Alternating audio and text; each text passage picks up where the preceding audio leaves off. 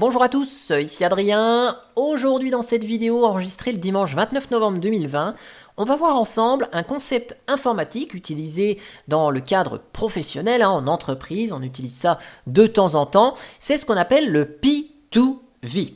Alors P2V, ça veut dire Physical to Virtual, et comme l'illustre ce schéma ainsi que l'indique le titre de cette vidéo, ça va consister à transformer une machine physique en une machine virtuelle. P2V, Physical to Virtual, de physique vers virtuel. Donc on part d'une machine physique, un serveur physique par exemple, et on va convertir tout ça dans une machine virtuelle qu'on va envoyer sur notre plateforme de virtualisation. Alors, c'est simple, dit comme ça. Là, je vais vous montrer ça avec VMware, mais d'autres solutions de virtualisation permettent ce procédé qu'est le P2V. Mais en fait, ça ne se résume pas, cette opération de P2V, à une simple copie des données qu'il y a sur la machine physique qu'on va mettre dans un disque virtuel et on crée une machine virtuelle et ça marche. Non, c'est plus compliqué que ça puisque ici, vous voyez sur ce schéma, on a un petit peu plus de détails et vous voyez à gauche, là, j'ai mon serveur physique. Le serveur, c'est quoi? C'est la carcasse, c'est la carte mère, mais c'est tout le matériel physique qu'on a dedans. L'alimentation, le processeur, la mémoire, les cartes réseau, les disques éventuellement raccordés à un contrôleur RAID qui va permettre de faire de la redondance de données via du RAID 1, du RAID 5, peu importe. Et parfois même, on va avoir directement connecté sur ce serveur des baies de disques qui vont offrir au système d'autres volumes supplémentaires pour y stocker leurs données. Donc tout ça, il faut le prendre en compte dans le cadre de la virtualisation de ce serveur physique. Sur ce serveur, on a un système d'exploitation, CentOS, Debian, Red Hat, Windows Server par exemple. Et donc, ce système d'exploitation fonctionne actuellement sur un serveur physique.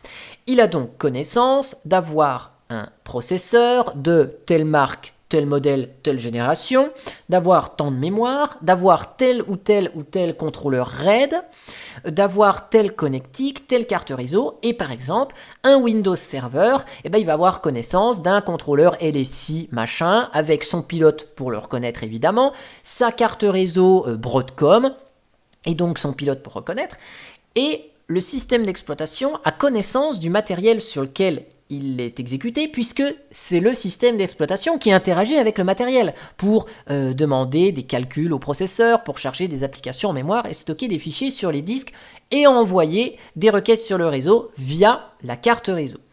Donc ça, c'est comment fonctionne un système d'exploitation avec son matériel. Et après, bien sûr, on a l'application qui fonctionne là au-dessus, qui va traiter les données. Bref, peu importe, ça peut être une base de données, un serveur web, bref, quelque application métier que ce soit.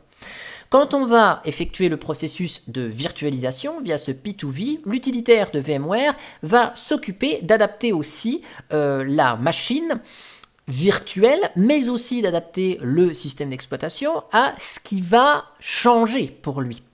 Par exemple, là, si on a une carte Broadcom, parce qu'on est sur un serveur Dell, et qu'on arrive ici avec une carte VMware, donc VMXNet 3, ou émulée en Intel 1000, il faut que le système d'exploitation puisse être capable de causer avec le réseau via cette nouvelle carte réseau qui a été changée durant ce processus. De la même manière, on passe peut-être d'un vieux Intel Xeon à un Intel Xeon dernière génération.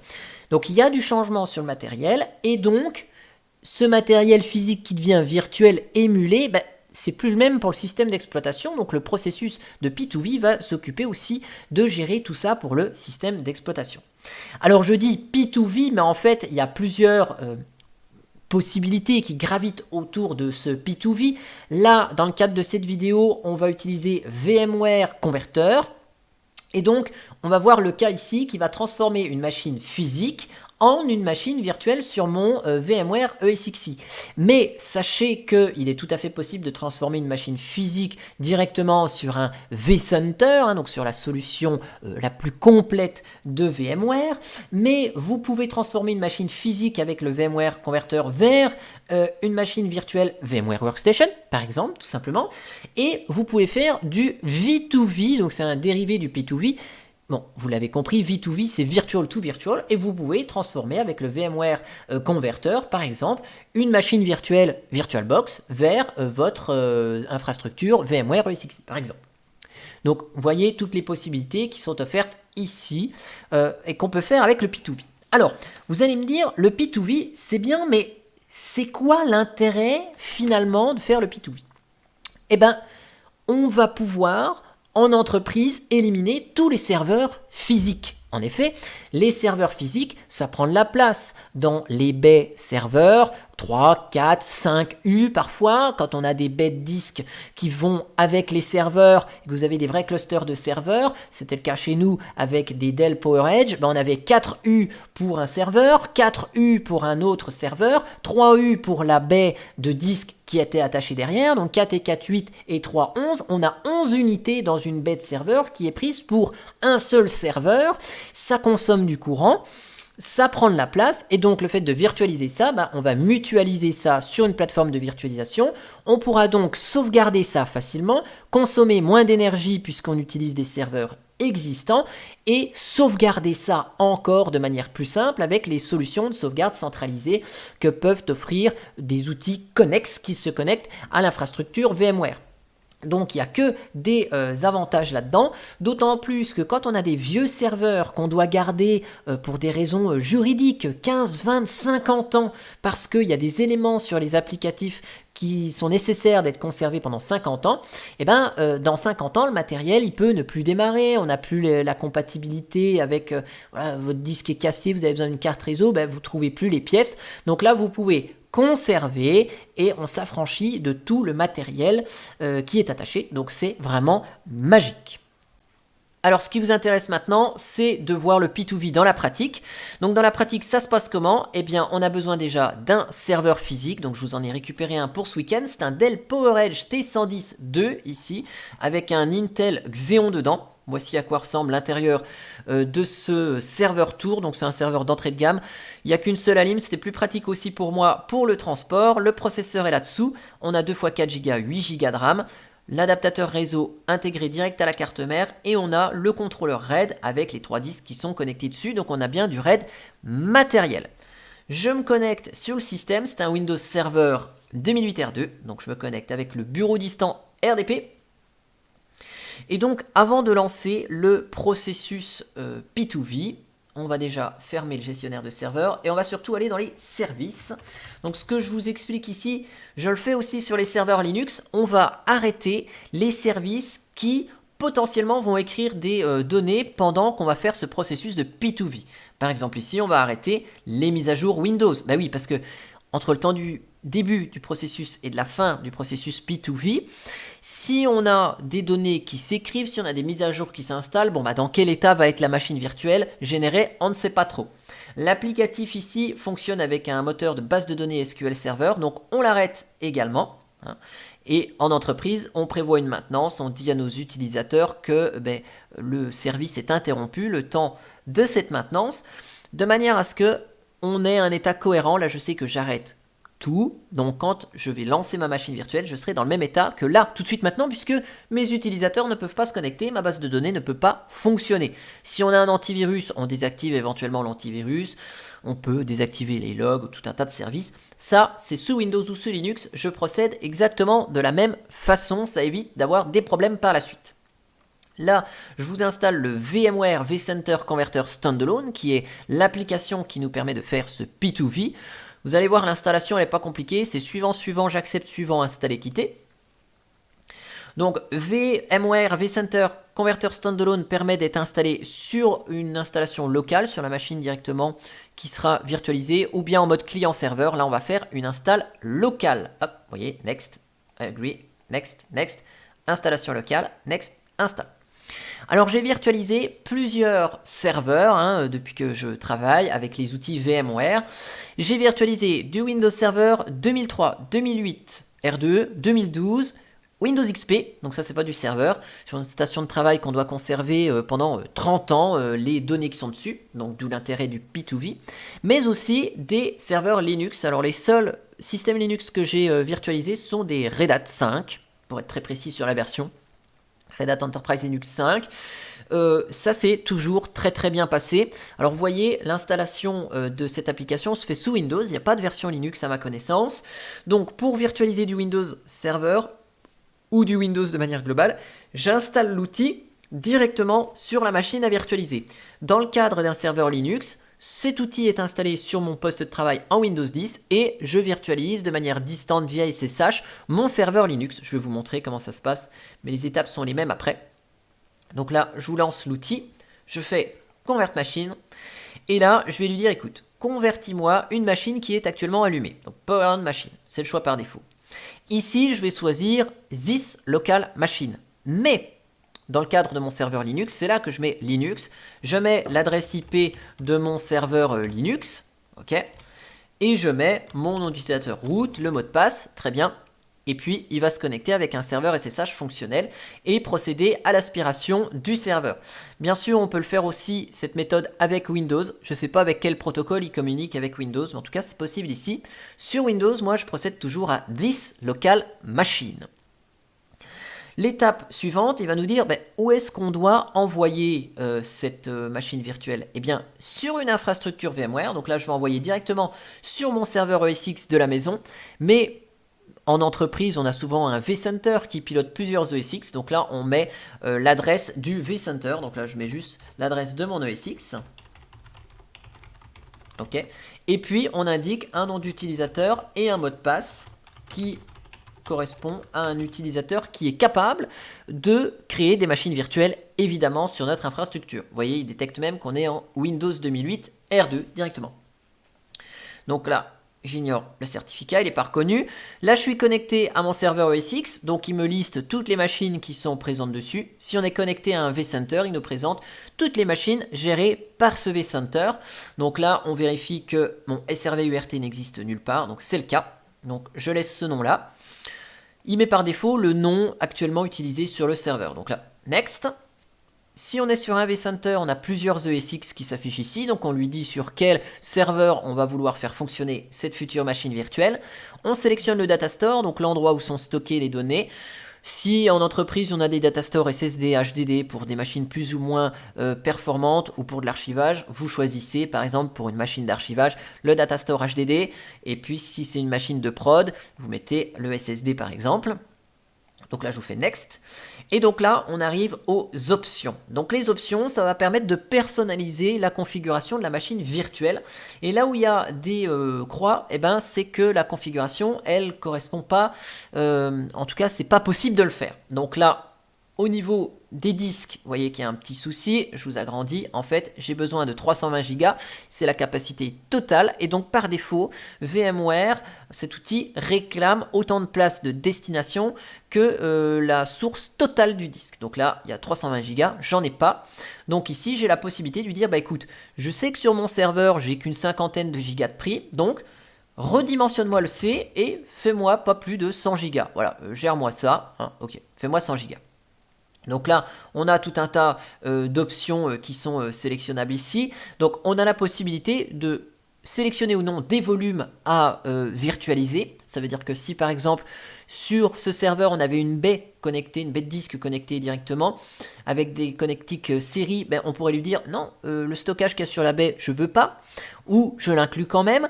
De la même manière, si on a sur ce serveur, c'est souvent le cas moi avec des serveurs Linux, des connexions en ISCSI avec des NAS, on pourrait dire non, j'ai un NAS de 5 Tera de l'autre côté par exemple, je ne veux pas virtualiser le stockage distant NAS, donc je décoche ce que je ne veux pas virtualiser. Et après, notre machine virtuelle ira toujours se connecter à notre NAS en ISCSI par exemple. Donc là, je lui mets 100 Go, donc là cette fois-ci, ça va disparaître, le petit point, ok, on est capable de faire ça. On peut personnaliser la RAM à utiliser, donc là par exemple, je sais pas, moi je veux que 4 Go de RAM parce que c'est de l'archivage, je veux pas remplir autant la RAM à utiliser sur mon infra. Je peux réduire la RAM, je peux réduire le CPU, dire tiens non, j'ai pas besoin de 4, je veux que 2 ici. On peut ajouter des cartes réseau si on veut en ajouter plus, ou laisser que celles qui étaient présentes sur le serveur. Donc j'en avais qu'une, donc là il m'en présente qu'une. Si j'avais 2 cartes, il me présenterait 2 cartes lors de la conversion ici. On lui dit sur quel network, enfin sur quel réseau on met cette carte, donc là VM Network. On peut choisir le type de contrôleur, donc le VMXNet, Intel E1000, E1000E, donc là Windows Server 2008 R2 doit supporter le E1000E, je lui mets ça. On peut gérer les services, dire tiens tel ou tel service je veux les activer ou pas après. Ok, donc on lui dit ok, manuel, automatique, désactivé. Donc là, on a de quoi affiner les paramétrages. On a des options avancées. Donc là, post-conversion, voilà, on peut faire des petites choses. Voilà, on peut installer les VMware Tools, par exemple. On peut personnaliser les préférences de la virtual machine. On peut allumer directement la machine virtuelle une fois que elle est faite. Voilà, on peut faire tout un tas d'opérations ici. Donc là, hop, bon ça je sais pas ce que c'est, je vais laisser les options par défaut, peu importe. Et puis ici on peut effectuer des actions, je fais next. On a un petit résumé qui va bien et finish, et là ça lance la conversion. Donc ça peut être plus ou moins long suivant les données à traiter. J'espère que ça va durer moins d'une heure pour cette vidéo. Moi je vais vous mettre en accéléré. Donc là vous voyez la tâche est en cours de démarrage. Donc vous voyez il y a plusieurs tâches qui sont possibles de lancer en même temps. Hein. C'est, par exemple, si vous avez ce logiciel installé sur votre machine, bah, vous pouvez lancer la virtualisation d'un serveur Windows, de 2 serveurs Linux, et puis vous avez toutes les tâches qui sont listées ici. Donc là, on a des informations. La source, c'est cette machine. La destination, c'est ici. On a le statut, la date de démarrage, et puis l'estimation du temps restant. Et donc, on va laisser le processus se dérouler. Vous voyez, la machine virtuelle a été créée. Hein, si je vous affiche les tâches récentes, hop. Non, on ne voit pas que la machine virtuelle a été créée. C'est peut-être tout ça là qui a été lancé. Donc il nous a créé directement la machine virtuelle et qui vient de nous créer, vous voyez, Windows 2008 R2, il l'a mis automatiquement. Et puis il va transférer tout le stockage de ce serveur physique et en plus réduire la taille, hein, puisque là on va passer de 320 Go à 100 Go dans cette démonstration. Donc il va réduire tout ça. Je vous accélère la vidéo et puis je vous reprends une fois que la conversion est terminée pour voir que notre machine virtuelle fonctionne bien après cette conversion P2V.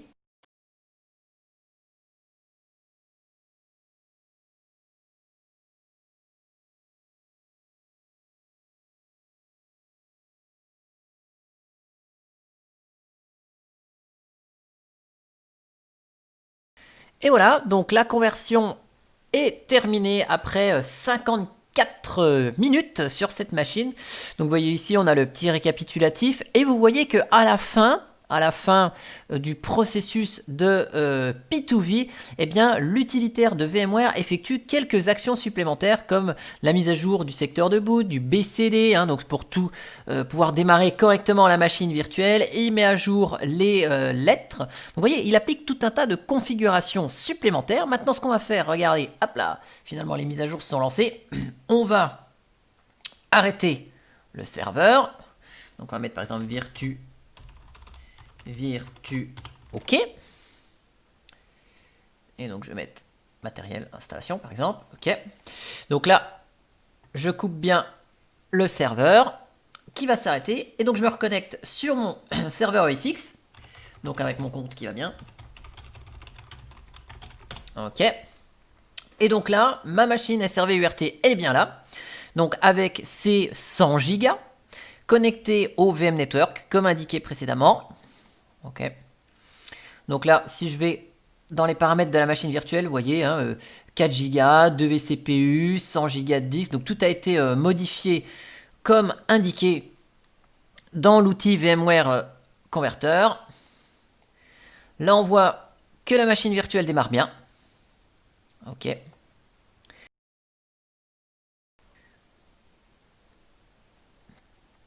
Donc là, on va envoyer CTRL-SUPR. On se connecte ici. OK. Et donc mon serveur, il est bel et bien virtualisé. OK.